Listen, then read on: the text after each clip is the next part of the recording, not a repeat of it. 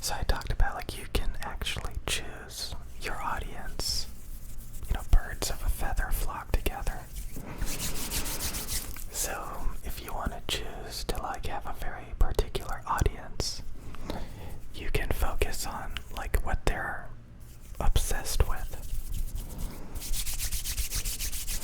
So, you know, typically there's a lot of male hobbies, there's a lot of female hobbies, and then there's a lot of hobbies in between. That it doesn't really matter, you know, what your gender is, what your sex is. And I started to realize like I wanted that middle ground. I didn't want to be like overly nerdy where it's nothing but men obsessed with like train sets and yo-yos. You know, especially train sets, or women obsessed with train sets. I don't think they are. A lot of times they talk about like audio. Audio is a very male-dominated hobby, and it really, really is. It's like 99% men. So yeah, there's like these really male-dominated hobbies, and like if you want to just be surrounded by nothing but a very specific audience, I just picked up on it one day. I was like, gee, why is like my audience 99% men? And I was like, oh my god, you know, it really makes you think. It really makes you think. You know, if you're like, again, a lot of people don't realize it's happening to them. Like, you know, they'll start caring about a particular subject, right? So they'll start like listening to a lot of videos about that particular subject. And they won't notice that there's a lot of people very, very similar to them also consuming those videos. And a lot of times, like I said, like men will get obsessed with a very particular hobby that other men are obsessed with. And, you know, that seems fine, right? Like, okay. But you also start to notice other things, like, I don't know, you just start to realize, like, I don't need these people. So again, like, any hobby, anything that you're interested in, naturally, like in the real world, odds are you wouldn't find many like-minded people like you. Maybe you could get a couple of friends and like make them like the same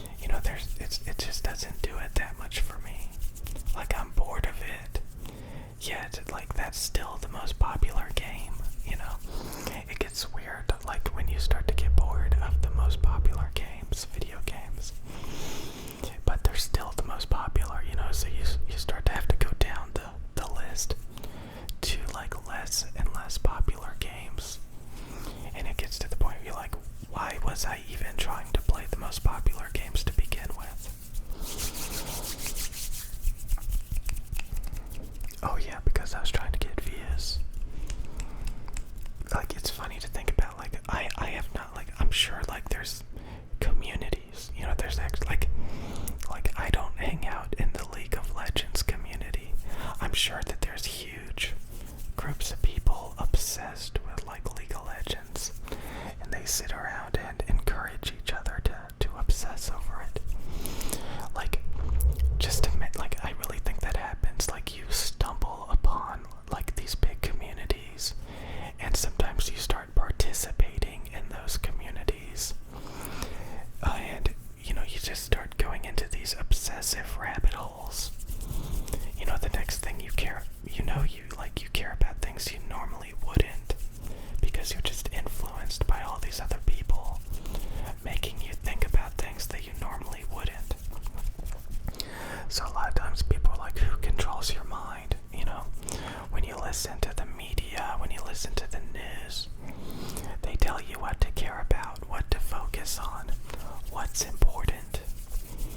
And if it wasn't for the TV or like the stuff that you consume, telling you what to think, telling you what to care about, giving you talking points, you know, that stuff would never be in your mind. You would never care about that stuff. Like, I even notice, like, when people watch my videos, they start to pick up on the things that I talk about. They start to, like, parrot it, repeat it. You know, it starts to become a part of them. And that's kind of, like, scary to think about, that, like, you really do influence. You really are, like, an influencer. You influence their mind. You literally, like, and people talk about that, like, you know, they're living in your mind, rent free. They're living in your and it's fine. Like, you know, it's funny, like, when there's like these trends or these things of mass hysteria, mass obsession, you know, mass hype, where like tons of people just start hyping. Like, there have been so many trends, there have been so many crazes of just tons of people getting together obsessed over something, just madly obsessed. I think I can do this. Like, you just don't have to press too hard.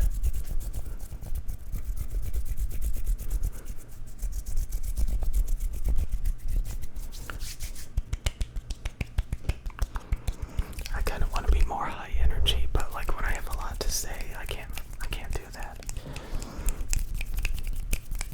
I just want to, you know, have some really intense, fast sounds.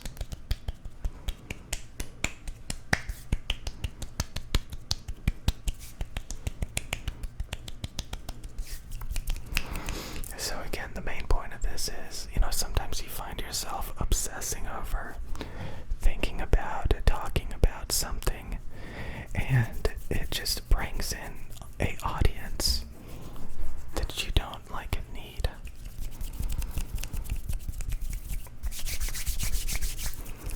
So yeah, like, I mean, again, you know, you get to control, you get to choose. Like, I could, you know, YouTube even talks about this. Like, if you have a YouTube channel dedicated to a very specific hobby, then you'll have a very specific audience.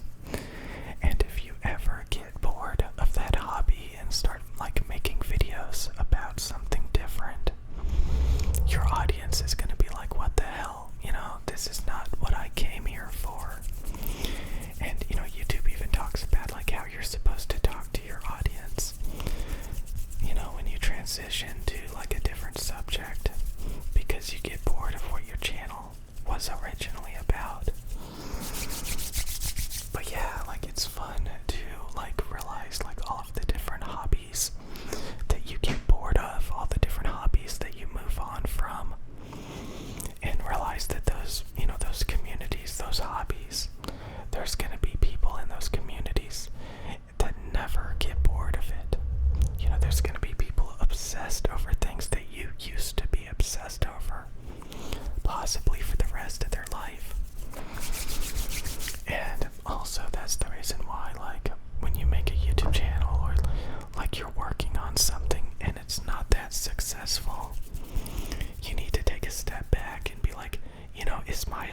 is my interest really that important that I would waste my time working on something that doesn't get that many views? Because even amazing hobbies, you know, if you get bored of them, you get bored of them, you know. So there's tons of communities of people that have become experts that produce and do amazing things. But for a lot of people, it starts to get old. It starts to get old. You start to graduate. You start to want to move on to something new. Because there's nothing left to talk about, think about, learn about. And if you move on, you can expand your horizons to new things. And like I said, some people never move on.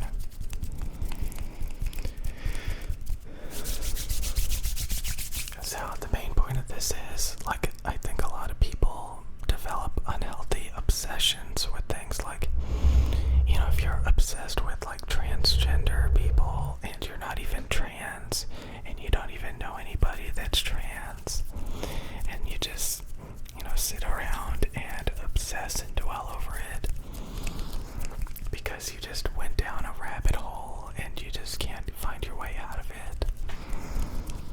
Like, it's just really weird to see people obsessed with random things that they don't really have anything.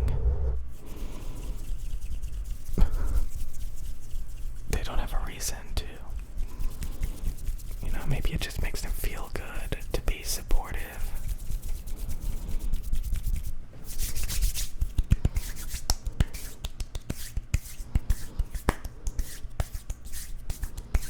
I see it all the time.